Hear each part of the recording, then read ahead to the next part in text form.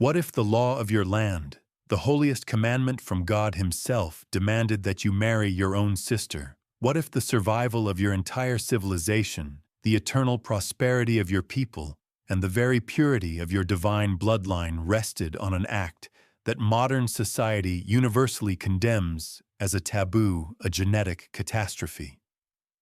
This isn't a hypothetical scenario from a dark fantasy novel. This was the sacred reality for the ruler of the largest empire the Americas have ever known. He was the Sapa Inca, the unique Inca, the living son of the sun god Inti. And his queen, the Koya, by divine decree, had to be his full-blooded sibling. Imagine a world built on paradoxes. A civilization that could perform trepanation-complex brain surgery with remarkable success rates, yet based its entire leadership structure on a biological fallacy. A society that engineered thousands of kilometers of roads through the most treacherous mountain terrain on Earth, connecting a domain of 10 million people, yet deliberately engineered a genetic dead end for its rulers. They built Machu Picchu, a wonder of the world, a testament to their harmony with the cosmos. They created a welfare state that ensured no one in their vast empire went hungry. They were architects, astronomers, and administrators of unparalleled skill. Yet at the very apex of this sophisticated pyramid of power, they practiced a tradition that generation by generation quietly poisoned the wellspring of their own divinity. This is not a simple story of a strange custom. It is a tragedy on a continental scale. It is the story of how the quest for absolute purity for a bloodline so perfect it was considered divine became the very instrument of its own spectacular destruction. The law meant to preserve the Inca bloodline forever became the catalyst for a brutal civil war between two brothers, a conflict that bled the empire dry just moments before the arrival of an enemy they could have never imagined. This is the story of how the sun god's children, in their effort to keep their bloodline sacred, committed a slow generational suicide orchestrated by the very god they worshipped. Welcome to the dark history of the Inca Empire, where the path to godhood was paved with genetic ruin. To understand this sacred paradox, we must first journey to the heart of the Inca world, Tawantinsuyu, the Four Realms. At its height in the early 16th century, this empire stretched over 4,000 kilometers along the spine of the Andes from modern-day Colombia to Chile. It was a mosaic of hundreds of conquered tribes and ethnicities, all brought under the singular unifying rule of the Sapa Inca in the capital city of Cusco, the navel of the world. The Inca worldview was not secular, it was sacred. The mountains were gods, the earth was a mother, and the sky was a divine realm. And ruling over everything both celestial and terrestrial was Inti the sun god. The Sapa Inca was not merely a king or an emperor in the European sense. He was Inti's son, a physical manifestation of the divine on earth. His blood was literally the blood of the sun, a sacred substance, a conduit of cosmic power. His every word was law, his every breath a sacred act. To disobey him was to defy the sun itself, to invite chaos and darkness upon the world. Herein lies the central conflict, the terrible logic that underpins our story. How do you maintain such absolute divine authority? How do you ensure that the sacred blood of the sun is not diluted, not tainted by the mortal soil of the common man for the Inca elite? The answer was terrifyingly simple. You do not allow it to mix. Power, divinity, and blood were one and the same. To marry a non-royal, even a high-born noble from a conquered tribe, would be to pollute the divine essence. It would be an admission that the Sapa Inca was in some small part mortal, and that was an admission the empire could not afford. The entire social and religious structure rested on the premise of his absolute untainted divinity. So a law was established rooted in the empire's own creation myth. The first Inca Manco Capac, was said to have been sent to Earth by his father Inti alongside his full sister Mama Oklo. They emerged from the waters of Lake Titicaca, together became husband and wife, and founded the city of Cusco. They were the divine template. Every Sapa Inca who followed was simply reenacting this primordial sacred union. The marriage of brother and sister was not a transgression. It was a holy duty, a cosmic necessity, to maintain order and preserve the divine lineage. It separated the royal family from all of humanity, encasing them in a bubble of sacred exclusivity. This created a stark contradiction that the Inca themselves must have recognized on some level. They were master agriculturalists, keenly aware of the principles of breeding llamas and alpacas. They knew that diversity led to stronger herds. They were astute observers of the natural world. Yet they applied the opposite principle to their own rulers. The health and stability of the empire depended on the health and stability of the Sapa Inca and his heir. But the very method they used to guarantee his symbolic purity was, from a biological standpoint, a surefire path to instability and weakness. The central question of our journey is this: why would a civilization of such immense practical wisdom, a society that could organize millions and reshape the very earth to its will, embrace a system that was a ticking genetic time bomb? Was it pure religious dogma, a calculated political strategy to monopolize power? Or was it a tragic flaw, a blind spot born from a belief system so powerful it defied even the observable laws of nature? They believed they were protecting their god-king from the world, but in reality, they were trapping him in a prison of his own blood, a gilded cage from which there was no escape, with consequences that would unravel their entire universe. Our story unfolds not as a dry chronicle, but as a family saga, a dynastic tragedy written in blood and gold set against the breathtaking backdrop of the Andes. It is the story of the last true Inca emperor's men who wrestled with the burden of their own divinity. The architect of empire and the solidification of myth. Let us begin with Pachacuti Inca Yupanqui, the ninth Sapa Inca, who ascended to power around 1438.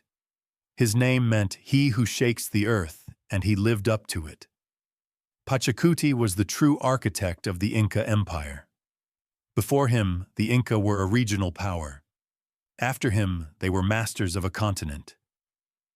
He was a visionary, a reformer, a military genius.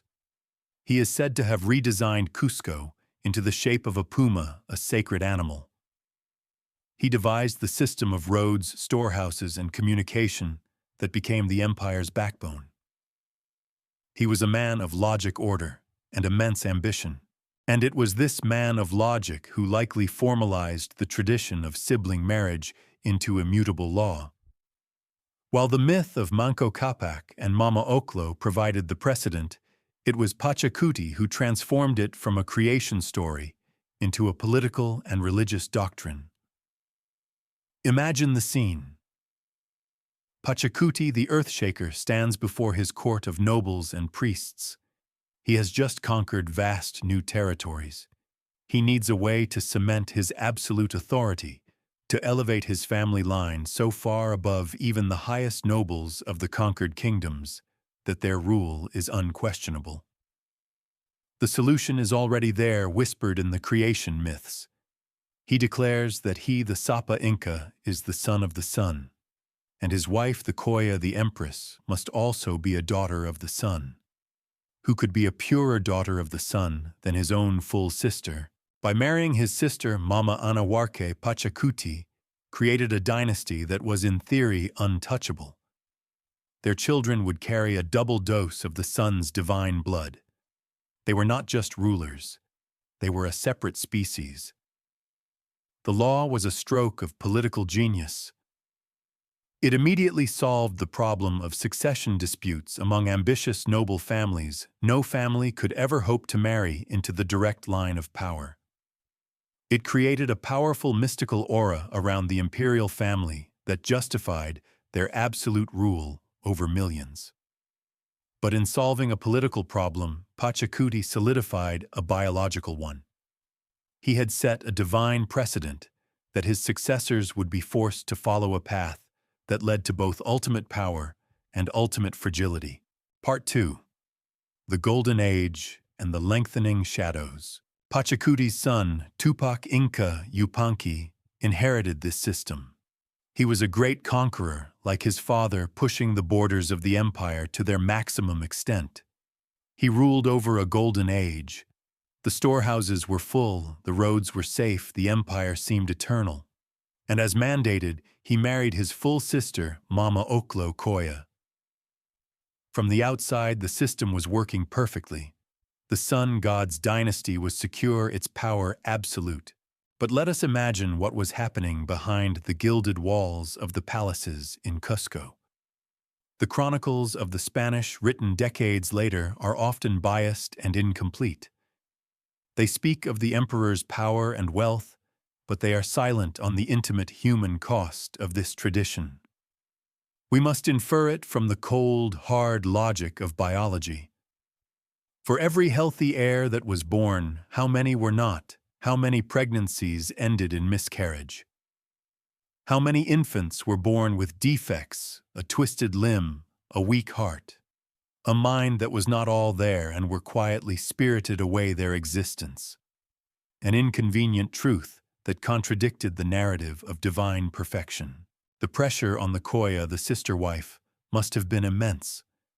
Her entire purpose was to produce a healthy, strong male heir. Her body was not her own. It was a vessel for the future of the dynasty. Each month that passed without a pregnancy, each child that was stillborn, would have been seen not as a personal tragedy, but as a sign of divine displeasure, a potential crack in the foundation of the empire. She was both the most powerful woman in the land and a prisoner of her own sacred biology. Let's step into the shoes of Tupac Inca Yupanqui for a moment. He is the Sapa Inca, a living god. But he is also a husband and a brother. He sees his sister, his wife, suffer through difficult pregnancies. He sees children born frail. Perhaps a son he loves dies in infancy from a sickness that other commoner children easily survive. As a man, he would feel grief.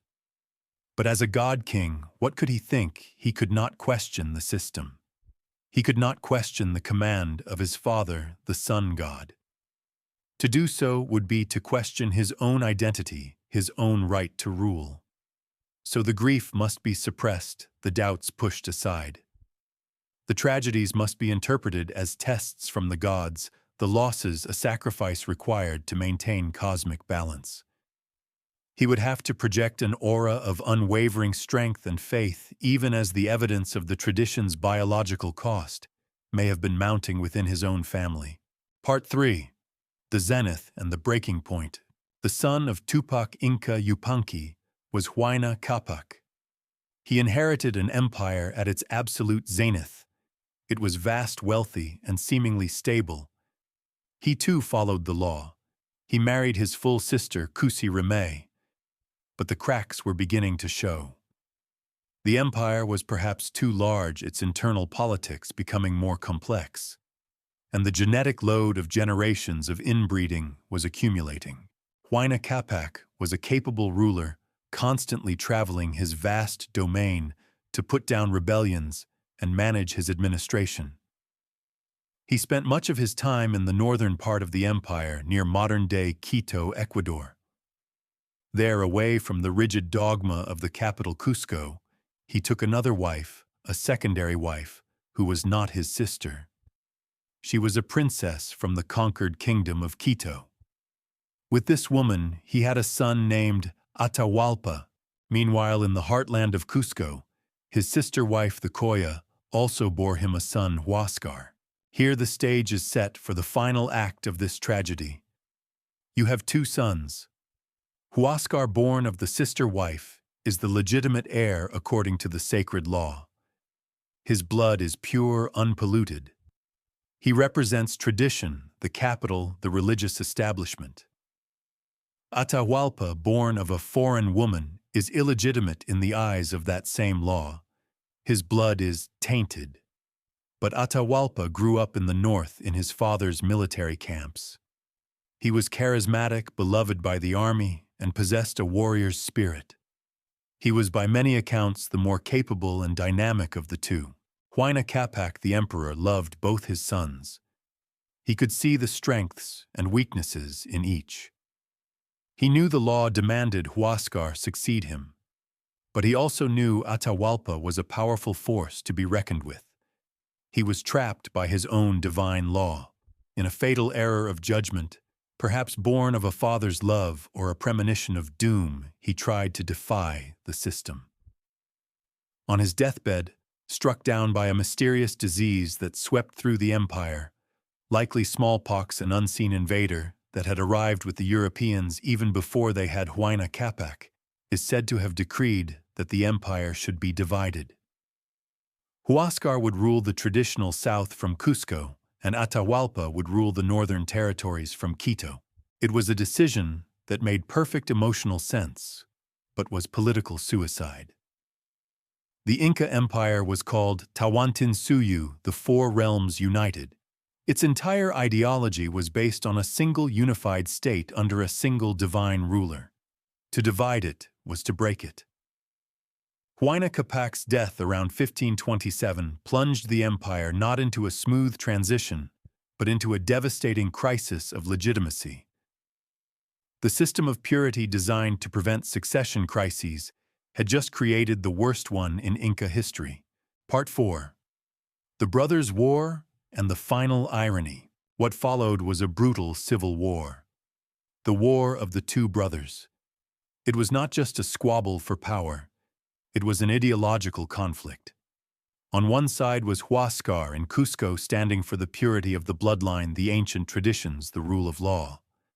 On the other was Atahualpa in Quito, backed by the empire's best generals and veteran armies, representing a more pragmatic, militaristic form of power.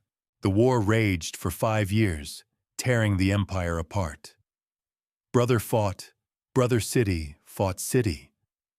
The roads that had once carried goods and messages of unity now carried armies bent on destruction. It was a conflict of unimaginable brutality. Huascar's forces captured Atahualpa at one point, but he escaped. Atahualpa's generals, Quizquiz and Chalcuchimac, were ruthless and brilliant. They marched south, winning battle after battle, leaving a trail of devastation. Finally, they captured Cusco itself, the sacred navel of the world. They took Huascar prisoner. Atahualpa, the son with the impure blood, had won. But what had he won? He was now the sole ruler of an empire that was exhausted, divided, and bleeding. And it was at this precise moment of his victory in 1532, as he was marching south from Quito, to be formally crowned in Cusco, that he received news of strange bearded men who had landed on the coast. Men with shining metal skin who rode upon giant beasts and carried sticks that spat thunder and fire. This was Francisco Pizarro and his band of 168 conquistadors. Atahualpa, flushed with victory and secure in his own power, agreed to meet them in the town of Cajamarca. He arrived with a retinue of thousands, unarmed, as a show of his divine confidence. He could not conceive of these strange men as a threat. He was the Sapa Inca, son of the sun ruler of millions. What could 168 men do? This is where the ultimate irony of our story crystallizes. The system of inbreeding was created to preserve the Incas' unique divine power. This obsession with purity led to a civil war that weakened the empire militarily and spiritually. The victor Atahualpa was so consumed by his own internal power struggle that he completely underestimated the new external threat.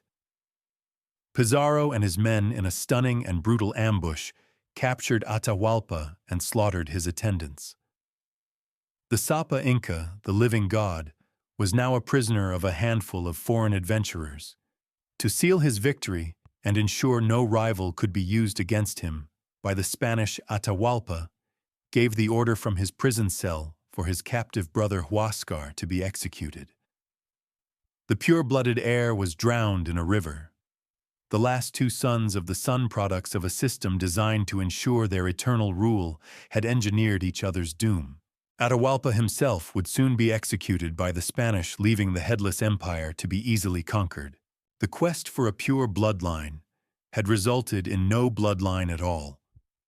The divine law intended to guarantee the empire's survival had directly led to its self-destruction. The sun's children had been consumed by a darkness of their own making. Now I want you to pause and think. Imagine you are Huayna Capac on your deathbed. You are a god, but you are also a father. Before you are your two sons. One is the law, the other is power. One is pure, but perhaps weak. The other is impure, but strong. Your empire, the greatest on earth, hangs in the balance. The law you are sworn to uphold will likely lead to instability, but to break it is to shatter the very foundation of your divinity. What do you do? Which son do you choose? What is the price of a pure soul when the body of the empire is at stake? The tragedy of the Inca dynasty was not a curse from the gods or a failure of spirit. It was a predictable outcome written in a code far more ancient and unforgiving than any stone tablet, the language of genetics. To understand the shadow that loomed over the sun god's children, we need to move from the temples of Cusco to the modern laboratory and look at the blueprint of life itself, DNA. Think of your DNA as a massive library of instruction manuals for building and operating a human being. These manuals are called genes. For almost every gene, you get two copies, one from your mother and one from your father. These copies are called alleles. Sometimes the two alleles are identical. Other times they are slightly different. Here's where it gets crucial. Some alleles are dominant, meaning you only need one copy for its instruction to be read. Others are recessive, meaning they are like a quiet instruction that is only read if you have two copies of it, one from each parent. Most of the truly dangerous genetic diseases, things like cystic fibrosis, sickle cell anemia, or Tay-Sachs disease, are caused by recessive alleles. In the general population, these harmful recessive alleles are very rare. The chances of two unrelated people who both happen to carry the same rare, dangerous recessive allele meeting and having a child are incredibly small. The vastness of the human gene pool acts as a buffer, a safety net. The dangerous instructions are usually silenced by a healthy, dominant allele from the other parent. But what happens when you remove that safety net? What happens when you don't choose a partner from the vast ocean of humanity, but from an inner circle of one, your own family? This is what inbreeding does. It systematically destroys the genetic buffer. Siblings share on average 50% of their DNA. When a brother and sister have a child, there is a dramatically increased chance that any rare, harmful, recessive allele present in their family will be passed down from both of them. Suddenly, the quiet, dangerous instruction is no longer silenced. It now has a matching copy, and the body has no choice but to read it. Scientists use something called the inbreeding coefficient to measure this risk. For a child of two unrelated parents, the coefficient is essentially 0. For a child of first cousins, it's 6.25%. But for a child of a full brother-sister union like that of the Sapa Inca and his Koya, the inbreeding coefficient is a staggering 25%. This means there is a 1 in 4 chance that any given gene in their child will be identical by descent, massively increasing the odds of a recessive disease manifesting. It's like playing Russian roulette with a 4-chamber revolver instead of a 100-chamber one. You can pull the trigger and be fine once or even twice. But if you keep pulling it generation after generation, It is a statistical certainty that you will eventually find the bullet. While we lack the mummified remains of the entire Inca royal line to do a full genetic workup, we can infer the likely consequences. These would not have been subtle. We are talking about inbreeding depression, a collection of devastating effects on the fitness of a population. This includes, first, a dramatic increase in infant and child mortality. The divine family was likely haunted by a procession of stillbirths and children who died in their first years of life from mysterious illnesses, which were in fact genetic disorders. Second, compromised immune systems. Genetic diversity is crucial for a robust immune response. A highly inbred individual is like an army that has only one defense strategy. When a new disease appears, like the smallpox that devastated the Inca, an inbred population is exceptionally vulnerable. The death of Huayna Capac and a huge portion of the population was made infinitely worse by this lack of genetic resilience.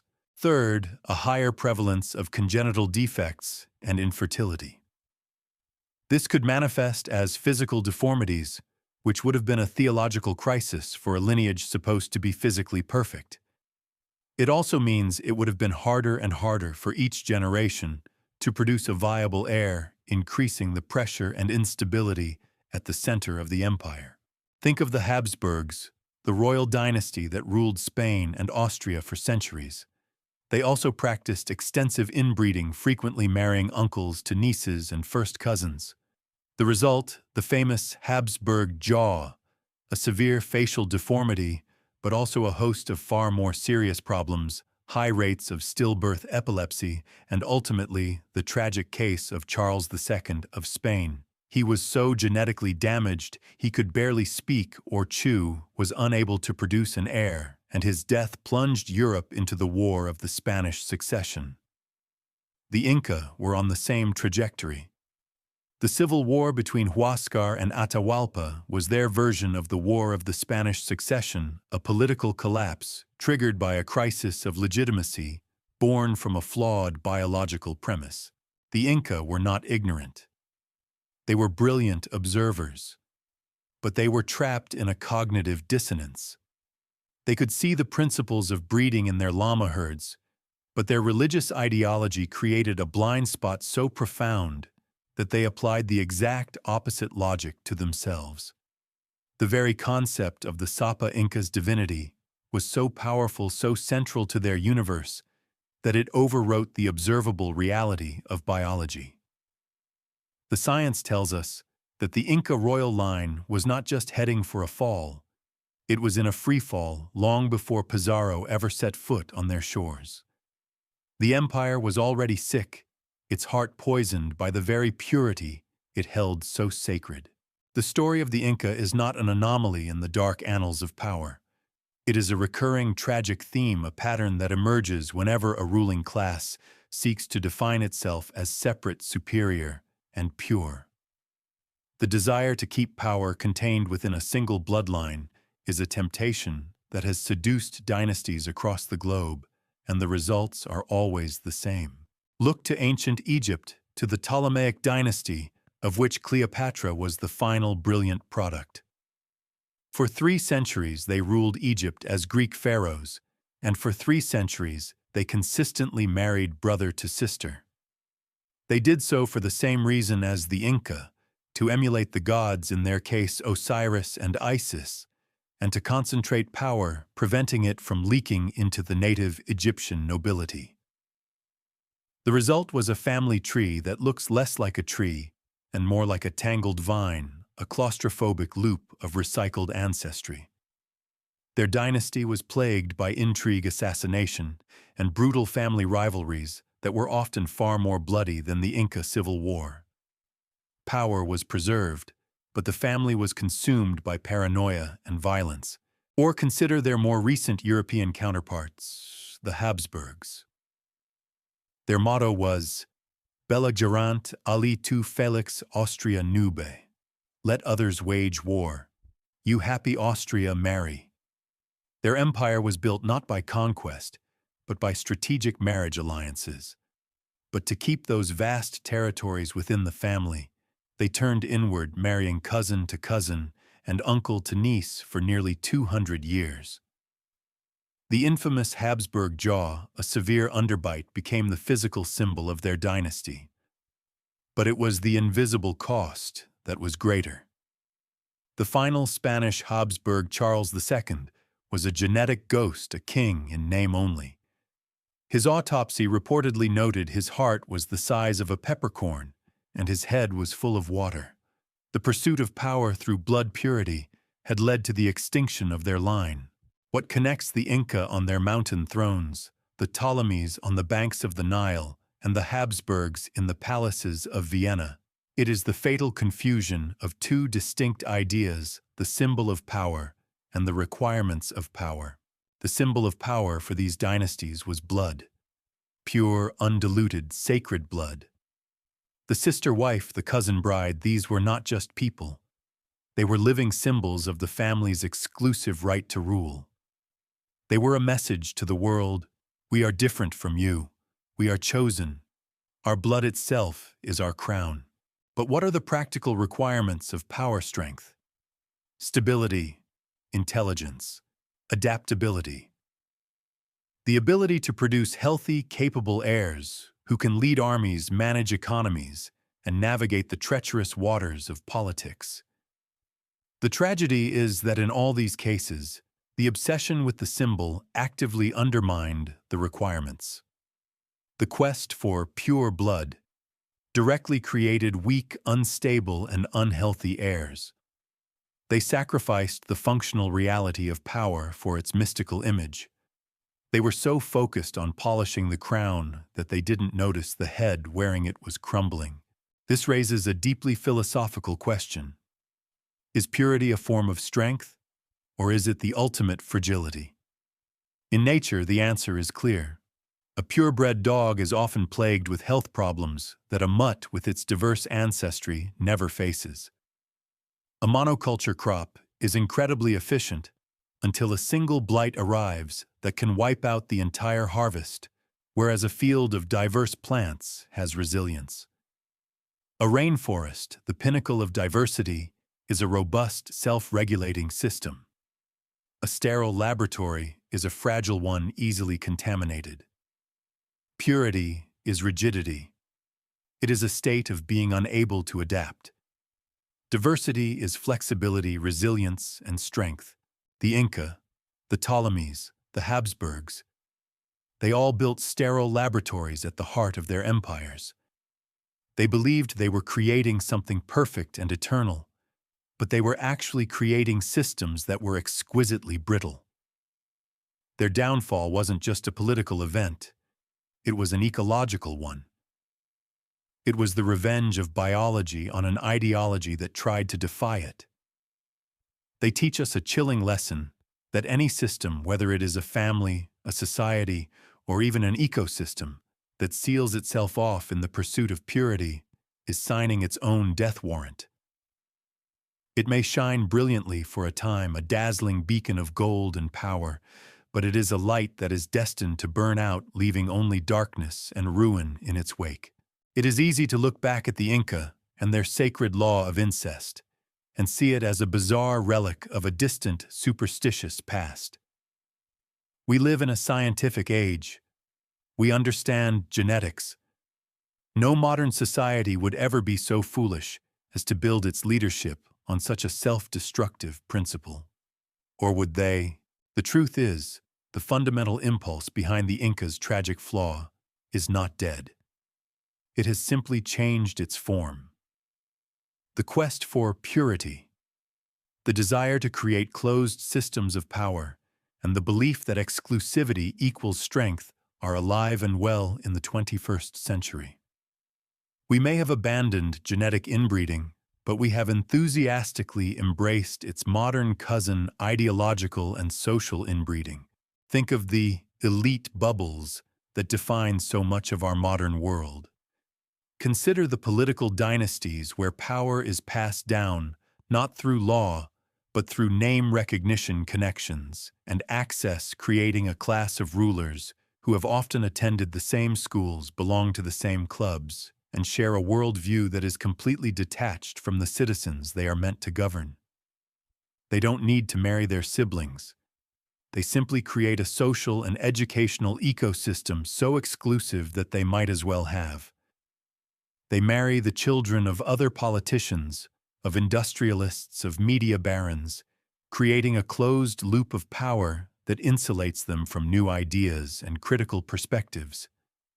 Like the Sapa Inca, they begin to believe their own purity of thought and status makes them uniquely qualified to rule. Look at the corporate world, at the boardrooms of powerful multinational companies. How often are they filled with people from the exact same narrow demographic and educational background? This is not a coincidence. It's a form of social cloning. It is born from the same instinct, a belief that people like us are the only ones who can be trusted with power. This lack of cognitive diversity leads to corporate scandals, ethical blindness, and a catastrophic failure to innovate or see threats coming. The boardroom that is an echo chamber is no different from the Inca court that could not see the threat of 168 conquistadors. It is so convinced of its own infallibility that it is blind to the world outside its walls. And then there is the most pervasive form of modern inbreeding, the digital echo chamber. Social media algorithms designed to keep us engaged feed us a constant diet of what we already like and believe. We retreat into digital tribes that reinforce our biases and demonize outsiders. We are algorithmically segregated into pure homogeneous groups of thought. Dissenting opinions are not debated. They are blocked, unfriended, and reported. We are in a very real sense breeding our thoughts with identical thoughts, producing ideas that are weaker, less nuanced, and more extreme. We are creating pure ideologies that lack the resilience to engage with the complex, messy reality of the world. Like the Inca, we are mistaking the comfort of the echo chamber for the strength of a fortress. The danger of these modern forms of inbreeding is the same as it was in ancient Cusco. It creates fragility. A society dominated by a single self-referential elite becomes incapable of solving complex problems. It loses its ability to adapt. When a new crisis emerges, a pandemic, a financial collapse, a disruptive technology, a climate disaster, the inbred leadership class often responds with the old, failed solutions because it has no new ideas. It cannot see the problem clearly because its vision is obscured by its own privilege and dogma. The story of Atahualpa and Huáscar is the ultimate metaphor for this. Huáscar represented the pure, established, inbred system from the capital. Atahualpa, the impure son from the periphery, was the outside threat, the disruptive force. The system was so rigid, so obsessed with its own definition of legitimacy, that it could not accommodate or integrate this new force. So it tore itself apart. It chose suicide over adaptation. How many times do we see this today? An established political party cannot adapt to a populist movement and is shattered. A legacy company cannot adapt to a new technology and goes bankrupt.